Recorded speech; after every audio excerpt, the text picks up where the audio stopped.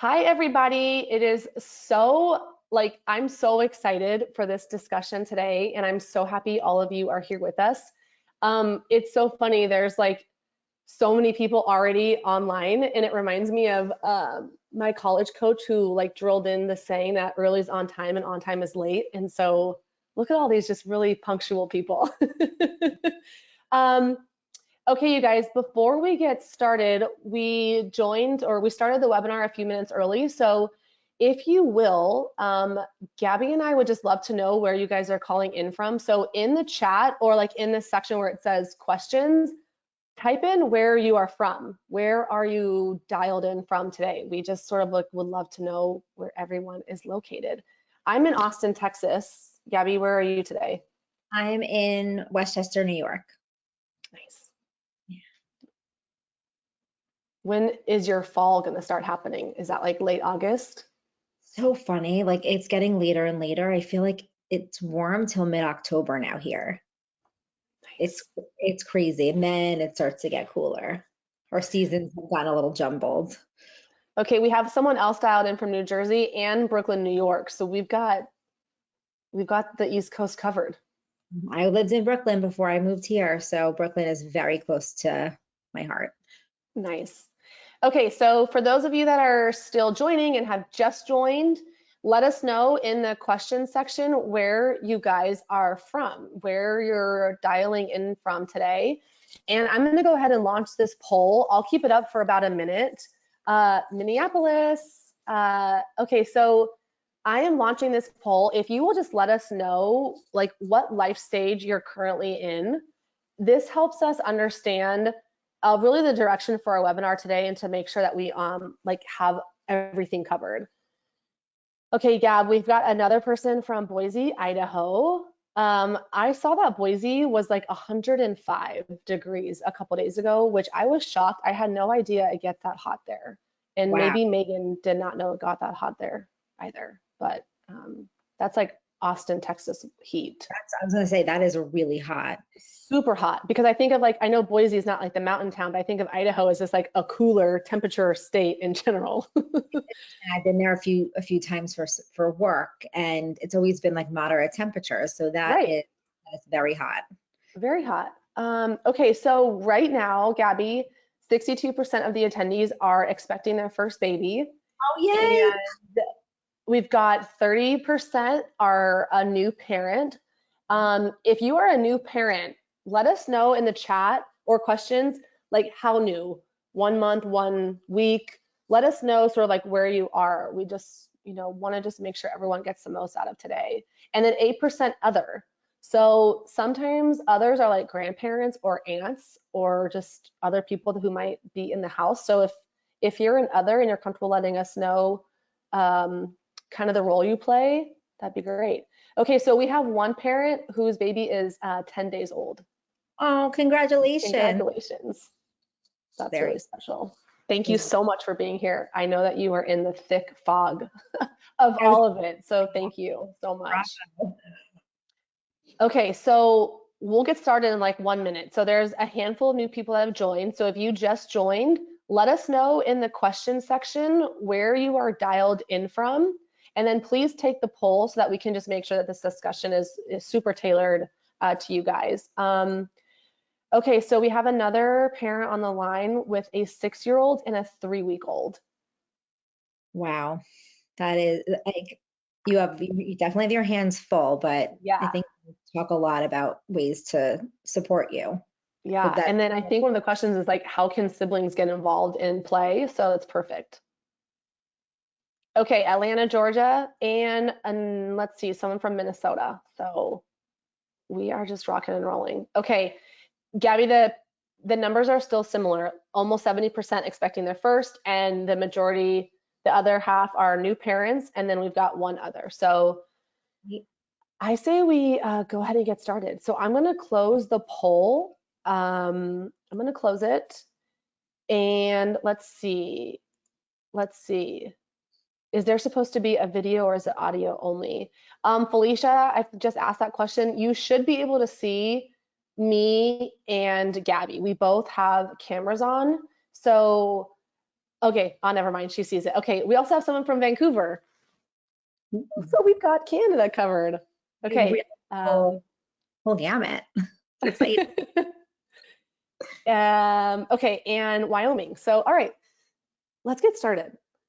First of all, I wish this was a webinar that I had access to 4.5 years ago with my first daughter. And Gabby, I'm so, so excited to spend this time with you and so thankful for your willingness to just share everything you know about this topic. For those of you that don't know, I'm Sarah Hollingsworth, the founder of Populous, a simplified baby registry platform. And one of the most fun parts about my job is creating content outside of the registry, because I wanted a place where people could go to access expert advice, and just things that are really applicable to you and the stage that you're in a very like unbiased way. So we don't pay our webinar speakers. They're here out of the goodness of their heart. And I don't know, I'm just so thankful for you. And will you tell everyone a little bit about you and really what makes you qualified to be with us today? Because you just have the most amazing credentials.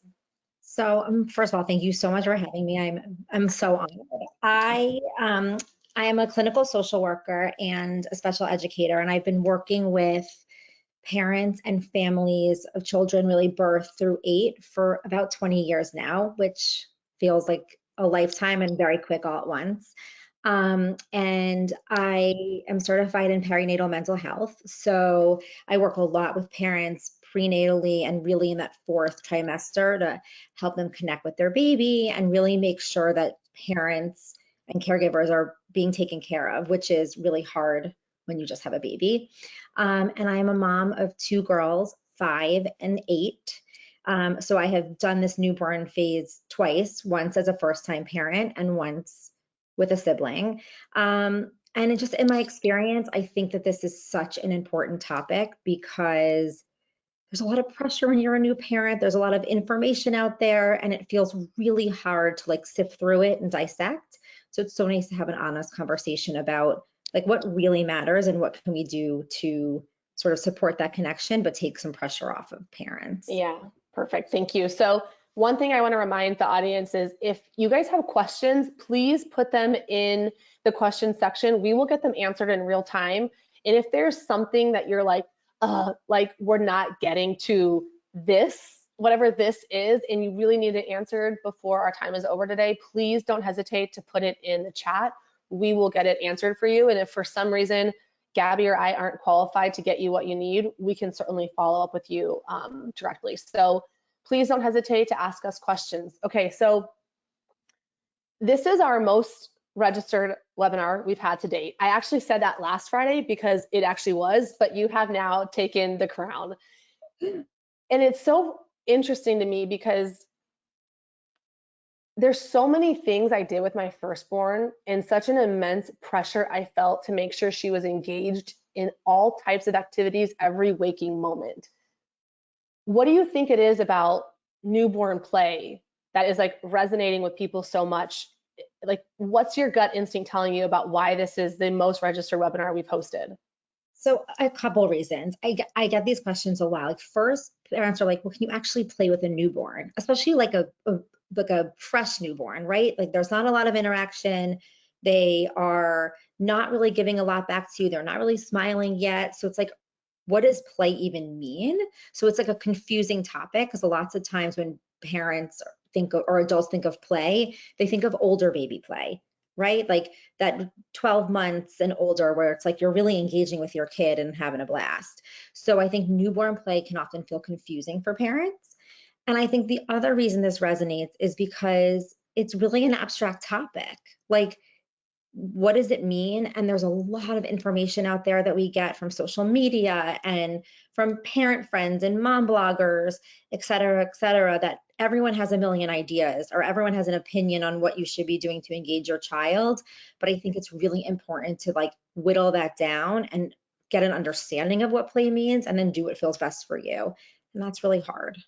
It's really hard. And I think the social media aspect that you touch on is even more hard and challenging because it appears that every parent and a lot of moms are so creative and that they have all this time to think of these really cool ways to play with their children. And a lot of it just seems so unattainable. And so now you have like this added pressure and weight on yourself to sort of like recreate that experience in your own home when it's just not that necessary. So what is even considered play? Like, can you just like level set with the group? What is it considered with a newborn? So for newborns, play is all about connection, right? You are connecting with this very new human that is truly relying on you to live, right? So play for a newborn is just about giving them time to experience you and build that connection. You can do that through skin to skin time, through some lying on the ground together and just singing some songs, through some simple conversation, but also through their everyday activities, right? When you have a new baby, they're eating, they're sleeping, and you're changing them a large portion of the day. So like the ability to play, like traditionally play, the windows are actually very small. So I always say to parents, it's about making like meaning during the times that you're with them. So if you're feeding them, it's about eye contact and being close together. If you're giving them a sponge bath, it's maybe about like talking them through what you're doing. You're washing their belly, you're putting water on them. If it's getting towards a sleepy time, it's maybe singing a song or reading a book. We hear a ton about tummy time. Like tummy time is like such a buzzword. And yes, being on the floor is wonderful for your baby, whether they're on their back, on their side, or on their belly. But it's so important to remember that these bouts could be 30 seconds, like 10, 30 seconds, maybe a minute. They're very short periods of time that you're engaging, and newborns get overwhelmed very easily. So it's also important to like start to learn the cues of your baby to know when they actually just need you to back away a little bit. And it's not always about stuff. It's really about you or another. I'm going to make this very clear. A mother is not the only person that can play with their child, right? So if you have a support system, a friend, a partner, a grandparent, those interactions count as play for your newborn as well. So it's really about interaction and connection in the beginning. So when you say newborn, what's the age group we're talking about? I honestly think of Typically. Typically, I think of the fourth trimester, like definitely Okay. those first 3 months, even to the fourth month. And then your baby gets a little sturdier, so they're able to maybe interact for a little longer and they gain some new skills like batting or being able to hold something, or they're Okay. doing or smiling. So you are able to do a little bit more. But in that really newborn stage, it's so important to remember that the whole environment is new for your baby. So Right. laying them in a blanket and having them like look out a window is engaging and play, and they're learning, right? They're Right. taking in your environment. I wished I would have heard someone tell me when I had my oldest daughter 4 years ago that play is connection. I feel like had I really understood that, I would have been able to just to take a deep breath and not have tried to, like, it's so funny looking back with my first. I remember putting my oldest when she was just born in like the Snuggle Me Organic Lounger, and I would have her on my couch and I would prop up those Love Every black and white flashcards on the couch, like sort of like tilted that she could see them. I mean, she was days old. And I was so, even though their wake windows are so small at that point, I was so adamant on like making sure we were doing something that I understood was play at the time. So it's the flashcards, it's the tummy time, it's all of these things I was so focused on. And I wish someone would have been like, yeah, those are great, but it's also okay if you don't do that all day. So, like, Yeah. is there an expectation? Is there a certain amount of time? Or is it just reminding ourselves when you are giving them a bottle or you're nursing them and you're talking to them, you're sort of like habit stacking, like you're doing both at the same time. Like, Yeah. do we need to set a timer for So dedicated play? don't, please don't set a time. I mean, first of all, I do this for a living, and I remember having these feelings with my first child. I was like, well, my expertise is in play, so like I better like ramp it up. Like I should know what I'm doing. Give yourself permission to not do that. Well, first of all, I do a lot of work with Lovevery. I'm actually their director of child development, and I use the playthings clinically and with my kids. I love them. And they really do, like I mentioned the cards, like super age appropriate. And but it's still important to remember that like those opportunities can happen once a day. They can happen every other day. They can happen a couple of times a day. Your baby, again, is being stimulated by like the environment around them. So it's so important, especially in that fourth trimester after you've had that baby. You are recovering from childbirth. You are full of hormones. Your to-do list and like that mom guilt, I don't know what it is about the hormones, but it's like all of a sudden you're like flooded with like all the things that you have to do or should be doing and all the things you want to be for your baby. That is like, it's so much to think about. And so I want parents to realize that again, the connection with their baby and their calm words and their snuggles and their talking and all those things are at a base level going to give your child the foundations to learn to play. And the other things are added. And something I love about it, sometimes we are talking to our baby and we're like, what else am I going to say to this baby? Like, not getting a lot back, like I'm at a loss for words. So a plaything can really help, right? So using a black and white card to have a focal point of conversation. You can talk about what's on the card, your baby's looking at it. Again, if that happens for 30 seconds, that is meaningful. That is so, so meaningful. So don't set a timer. Like follow your baby's lead. If they ate well and they've burped and they're like comfortable being on the floor for a little bit, use that as an opportunity to maybe have them look at a black and white book or have them do side lying and look into a mirror, right? But again, it's not about length of time. It's about small bouts of like quality interaction with or without an added thing. As they get older, that like they're more interested in holding and looking because their cognition has changed and their stamina has changed. But it's still not about a million things. It's about Does like, it matter what we're saying, like the words, like at what point does that matter? Like if I'm reading a book, like a novel, and I'm reading it out loud, do the words that I'm saying matter, or is it more about my voice? I always think of, and this might be making me be old, but like that movie Three Men and a Baby, when he's like Tom Selleck's like reading the sports section of like a magazine to the baby, and he's like, it's not about what I say, it's how you say it. And for a child really under 6 months, that is true. They're not, it's like it's so important to get into the habit of narrating and talking to your baby, because the more language they hear, research shows that the better their language and vocabulary will be as they get older. But in that first 6 months, it's actually not about what you say. It's really about that parentese intonation. So a sing-songy voice, tend to be high pitched, but you can literally be talking to them about folding the laundry or emptying the dishwasher. Like It doesn't matter. no, it doesn't matter. Or read your book out loud, right? Like Yeah. it's not, it's just about So you saying it. the other part of play that I think there's a lot of pressure on is tummy time specifically.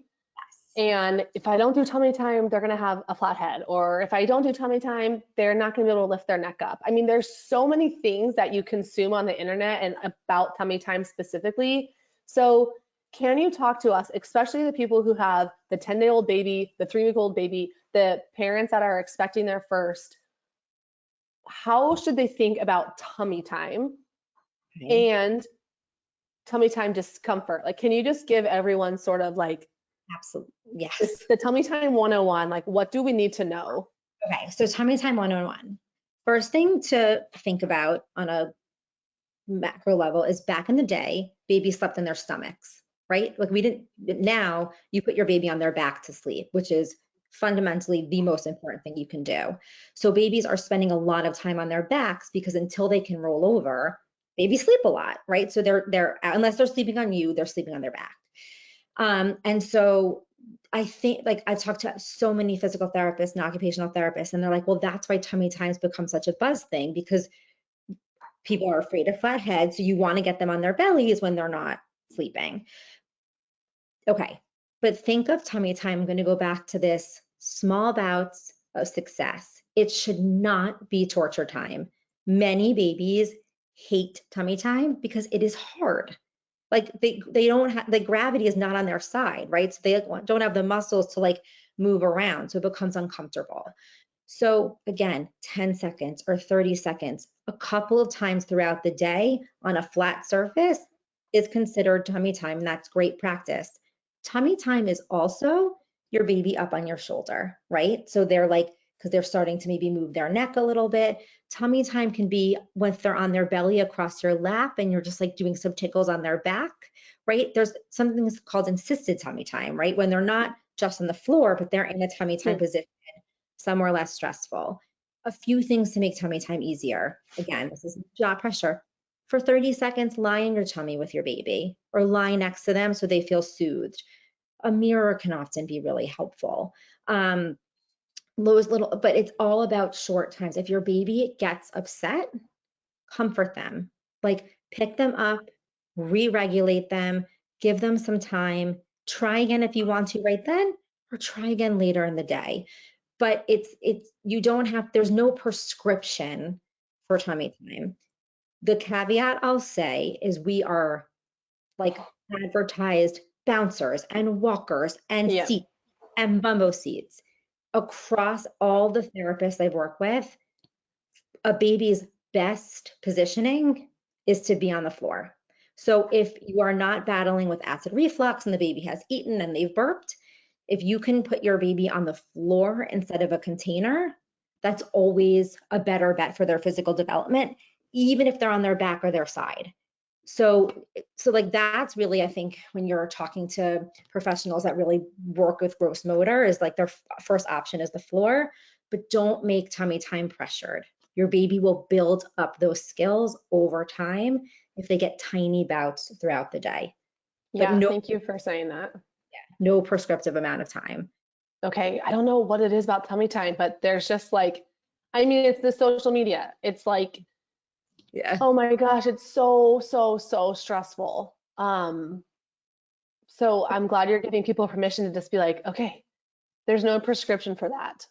There truly isn't a prescription because you know your baby best. You're reading their Mhm. signals. And again, it Yeah, should be another checklist item throughout the day. yeah. Like you have permission if your baby is fed and burped and in a good mood to get a safe play mat or blanket and let them play on the floor so that they can move their body. Like even if they have no toys next to them, that is such a remarkable experience for a young baby. Yeah, when we did our webinar prep call, one of the things you said was it's easy to be consumed by consumerism, but less is more. Yes, I am like to my children's dismay, less is more, especially in the younger years. Yeah. Like a blanket, a mirror, some black and white images, your face really, like you, and the environment. Like take your baby Yeah. outside and let them look at the breeze and the trees. Okay, so speaking of outside, I want to read this Instagram comment to the group and I'll ask you the question after I read it. So we posted an Instagram video or reel about this topic.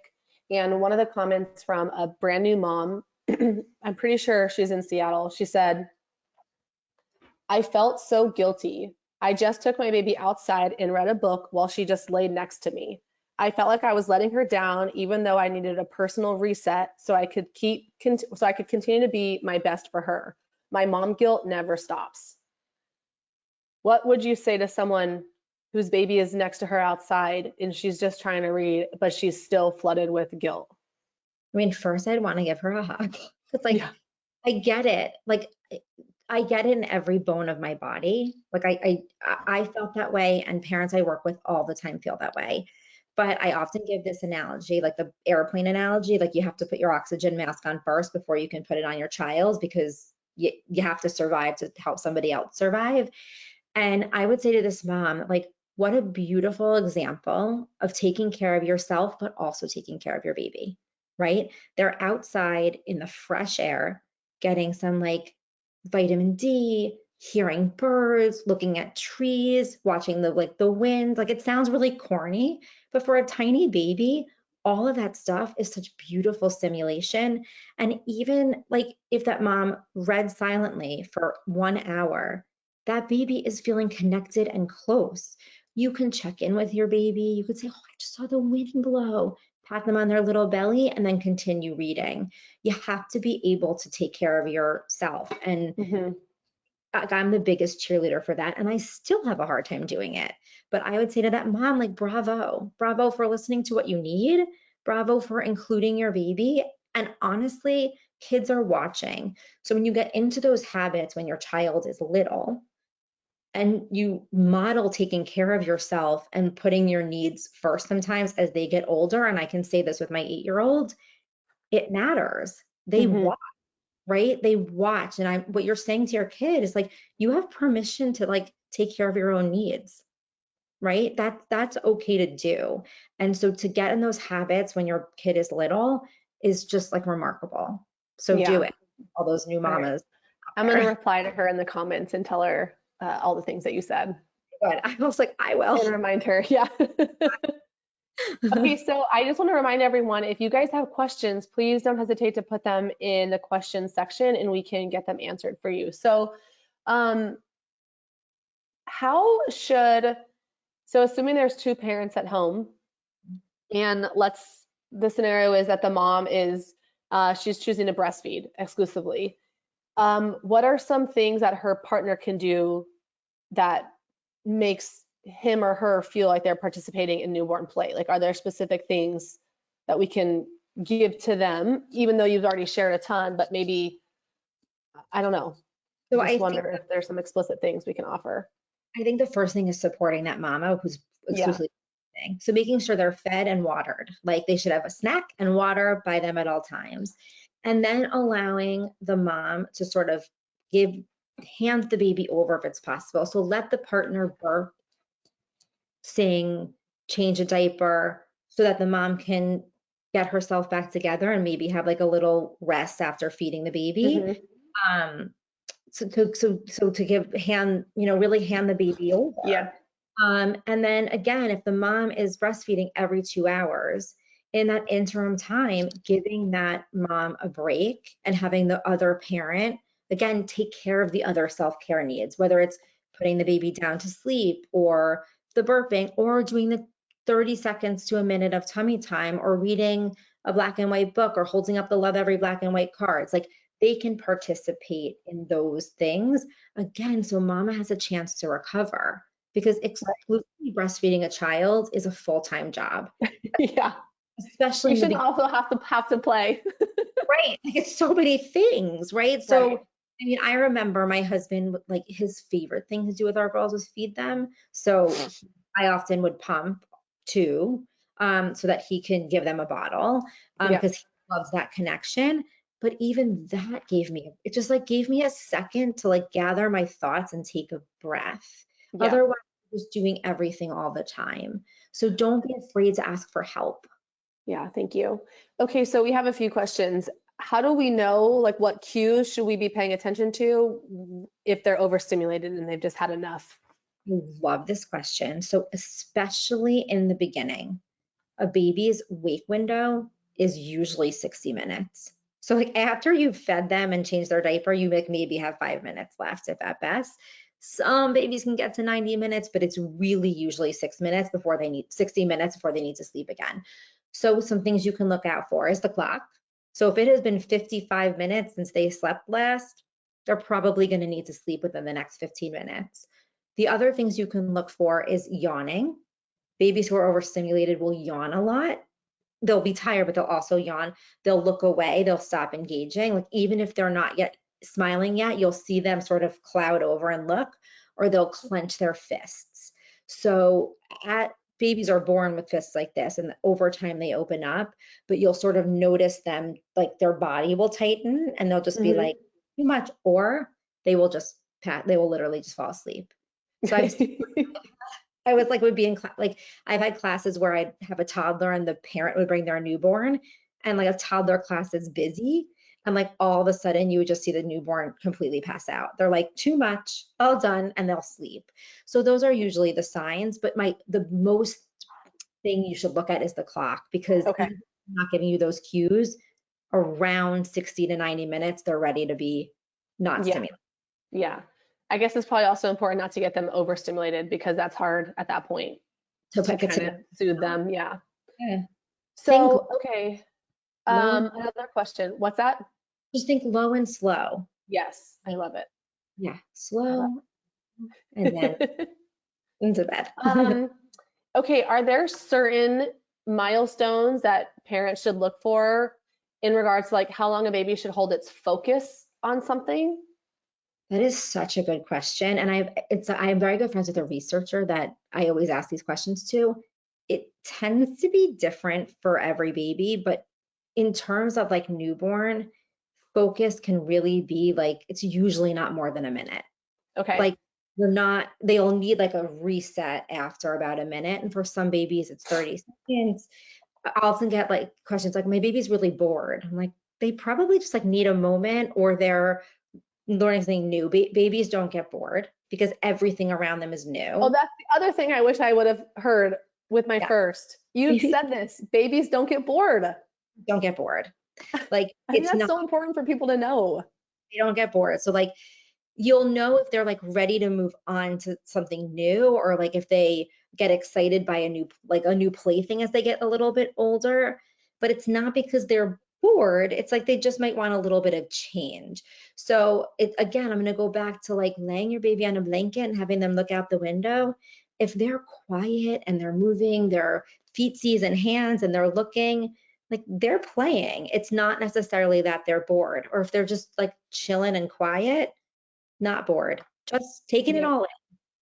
So yes, Okay, babies. so for the parents that have a newborn and a toddler and an older kid at home, and maybe you remember this because have been there recently, what are some activities that the parent could give the older kid to engage and play with the newborn? So I love this question. So if your older child is interested in that newborn, it's important to remind them that the newborn is not going to play in the way that they think a peer would play, right? So set those expectations, because a lot of times, like the older child might be like, that baby doesn't like me, like it's not doing anything, right? Hmm. So I often give kids choices. So if let's say I think someone has a 6 and a 3 week old, Hmm.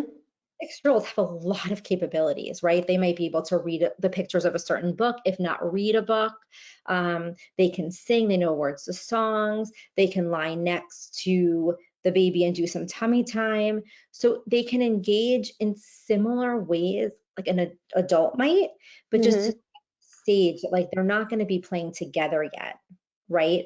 That that baby doesn't have that capacity, but the older child can sort of play for and interact with, and to give them expectations of like, look, you made your baby smile. Like, really must have loved that song that you sang, right? Or help with bath time. Like, do you want to clean their belly? Again, helping with those activities of daily living, so that they can start to build that relationship.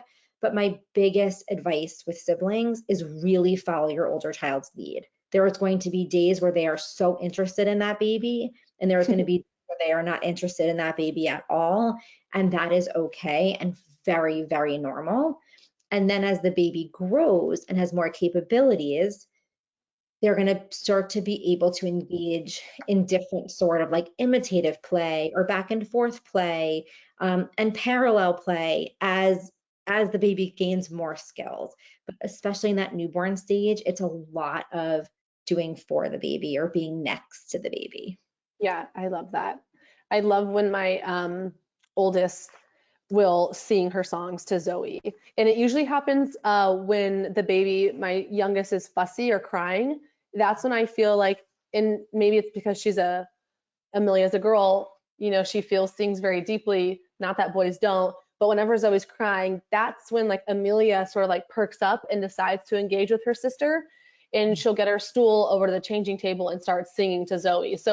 She, so I don't like force them to play together, of course not, but like Amelia seems to be really engaged if her sister's crying. Yeah, she's like, I Um, can be a helper. yeah, so it's Is that really fun. And she's only 4. yeah, but it's like a 4-year-old like wants someone interactive, right? And so Right. it's like, and also like as children get older, like when you have that 11-month, 12-month, 13-month-old who's like knocking and destructive, but you have that 4 and 5-year-old that's like building and productive, like it's not a match. They're both Yeah. playing the exact way they want to play, but like they don't have the same goals yet. So it's like finding those opportunities where there can be success to help that relationship grow, and then giving the space they need when they just don't have the same goals. I remember Marion used to be like, I build it and she knocks it. I'm like, I know, like she's knocking now and you're building now. So like we have to find a way for you to build safely and in a way that like makes you feel like you can build the building you want to build. And I'm going to give some of these to Nora so that I'll build for her so she can knock, right? Yeah. You have to sort of appreciate where they each are. It's hard, Yeah, it's but hard and it's so different. it becomes so different. But then they just all of a sudden one day it clicks and they like become a little bit on the same page and they start to play together and your heart just like dies and explodes all at the same time. I So can't wait. I it's can't very wait. Okay, so we know less is more.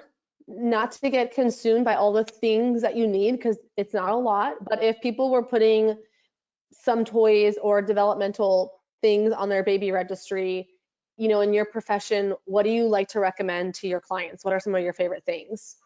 so not to sound like a sales pitch, like honestly, the Love Every subscription because it is less is more. And I started using the toys as a clinician because it was not around with my oldest daughter.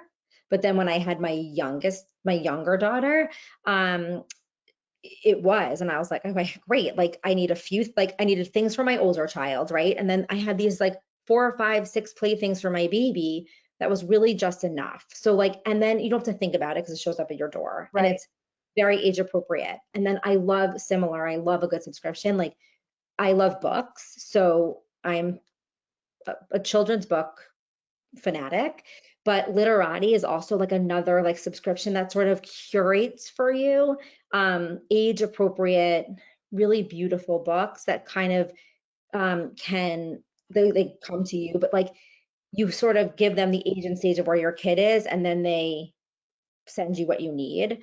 I love a mirror, so mirrors are just the gift that keep on giving for baby through honestly preschool and older.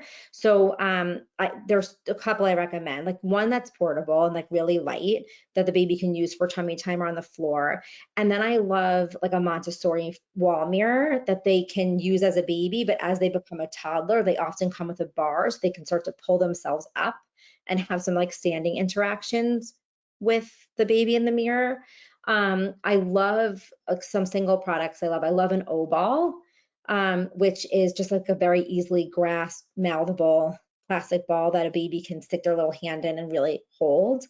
Um, and then like for the bath, I love some cups. Like honestly, take a plastic cup from your kitchen and let your baby fill it up and dump it, or you fill it up and dump it on them. But really, really simple. Like you don't need a ton of stuff. And then a blanket, a play mat or a blanket or something for the floor that they can safely be on their backside and tummy. Yep. Okay, I love that. And you guys don't need to remember everything she said. We're going to include these in the post-webinar email. And Gabby included links to these products. So also, shameless plug, but if you have a Populous registry and you're interested in like a subscription service, what you can do is upload like the Love Every Play Kit subscription to your registry, and under the quantity, if you want it for a year or 6 months, enter the quantity as, and think of it like months, and then people can buy those for you and they can contribute 1 month, 3 months, maybe they buy it for you for the entire year. But so Great you can think of quantity as subscriptions too. grandparents, if there's any grandparents on here, it's a great gift to get your grandchild. I'm just Yeah, saying, add it to your, when they ask you, what's your kid want for Christmas? That's a great option, or their birthday. yeah. Yeah. It's just like I wish that these things were around with my first, because it's like you go on Amazon and it's like you type in baby toy and it's like 45,000 things come up. And Yeah, it's I'm, overwhelming. it's so overwhelming. And I am not a huge fan of a lot of light up. Because you want your baby to learn to use a toy. You don't want the toy to entertain your baby. So like I'll actually add this to the list. Wait, say that again. I'm going to write down this quote. I feel like we need to distribute this beyond the webinar. What'd you say? You don't want the toy to entertain your baby. You want your baby to learn to play with a toy. So Okay.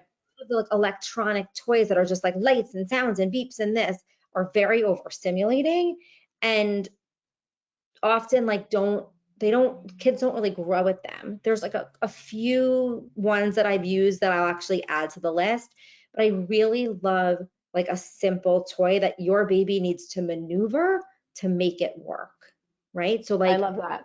right, if they're holding a rattle and they move their arm and they hear the sound, that's giving their brain a feedback loop. Whereas like if things are just lighting up all over that they don't have to sort of work for, it just changes the learning. That's the So same thing as like all they have to do is press a button and it turns on. Like that's what you mean? Like yeah, like, that's not right. necessarily okay. It's great. There's like not a lot of learning that happens. And then it's like a lot of simulation, right? It's like a lot of sounds and a lot of beeps and and there's a time and place for those. And I've used them in therapy a lot with kids. But if I had to, what I use with most of my kids and my own children are toys that they need to maneuver themselves. Like you need to work. We were just talking about this, the lockbox, right? Yeah, Like exactly. it's such a good, like there's so much happening with those discoveries of like having to sort of work to make something happen. Yeah, so we have that little, it's like every side has like a different lock on it, and my daughter's one, and she was enamored with it. But what she was doing is she was trying to get a much bigger book in the small hole. Obviously, she doesn't realize that the book is too big and it's not going to fit in it. But I'm watching her brain work. Like she knows how to open it. She knows she can put something in it. And now she needs to figure out what can actually fit. But it's so fun just to watch her brain Mhm. in action. And one of the things I'm trying to do better, for some reason, I always feel this need to like interject when my kids are playing, even at the newborn stage. Like, oh, here, look at this instead, or here's something else. And I find myself like, I don't know why I do that, but I'm It's trying to be more aware of it and just let my kids be when they're focused instead of like redirecting their attention. I don't know. I'm not like proud of that. I don't know it's why I do it, but I'm trying to make a better effort just to let them be. it is so natural to like want to interject your ideas and like your excitement about what they're doing. And I Yeah. always tell parents, it's a delicate dance between like narration and participation and observing. So if you're a child, it's like if your baby is like happily looking in a mirror on a blanket next to you and like smiling at that baby in the mirror, which parents often find me crazy when I tell you that your baby doesn't recognize that that's themselves until close to 18 months. So like your 12-year-old is enamored by the baby in the mirror, but they think it's a buddy. They're like, oh, look at that adorable baby. No idea it's them. So, but if they're happy, like feel free to like watch them be happy and not feel like you have to just not stop talking or like interject your ideas. So it's a balance and it's very hard to figure out what that balance is. So don't like give yourself a little grace because that is across the board.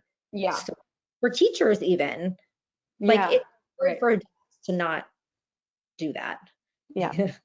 Okay. So everything you've talked about, resources, links, we'll send post webinar. So to recap, I think some of the most important things you've shared are less is more.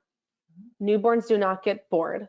Connection is play, and it's a shared responsibility if there's more than one parent in the house or caregivers.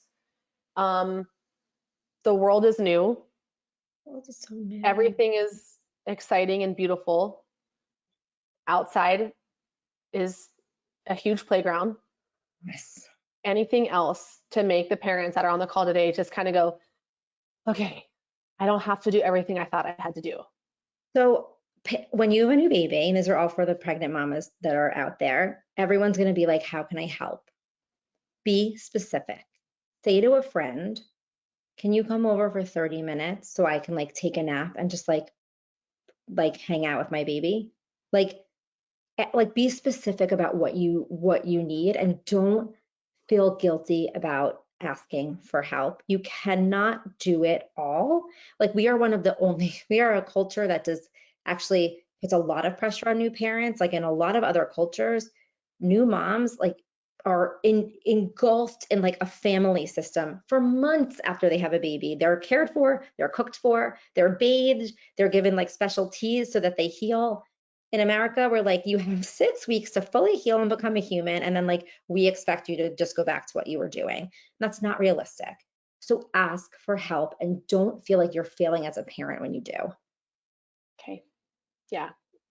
Constant reminder, even when you have a 4 and a 1-year-old. Yep. It's just Yeah. ask for help. It's okay to ask for help. All right. Well, we're at time. Gabby, thank you so much for sharing everything you know about newborn play. And there'll be a post webinar survey if those on the line wouldn't mind taking it. You know, we craft these for you guys. So if there's things you want to see differently or anything you liked, let us know. And Thanks so much for having me. thank you, Gabby. We'll talk soon. Take care. Have a great Bye. weekend. Bye. Bye.